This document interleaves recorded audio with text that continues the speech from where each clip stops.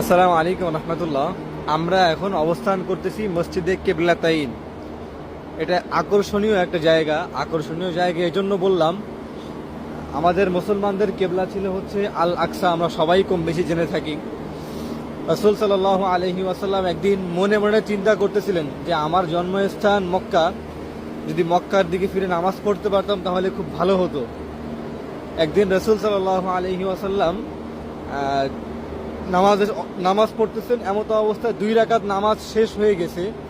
এরপরেই জিবরাইল আলাইহিস সালাম ওহী নিয়ে আসতেন যে ইয়া রাসূলুল্লাহ, আপনার মনের আশা আল্লাহ তাআলা পূরণ করছে, এখন থেকে কেবলা হলো মক্কা, মক্কার দিকে ফিরে সবাই নামাজ পড়বে। সুবহানাল্লাহ। এরপর থেকেই রাসূল সাল্লাল্লাহু আলাইহি ওয়াসাল্লাম 2 রাকাত পড়ছে আল আকসার দিকে ফিরে, আর বাকি 2 রাকাত মক্কার দিকে ফিরে, মানে আমাদের বর্তমান কেবলার দিকে ফিরে নামাজ শেষ করছেন। এটাই হলো সেই মসজিদ, এটাকে বলা হয় মসজিদে কিবলাতাইন।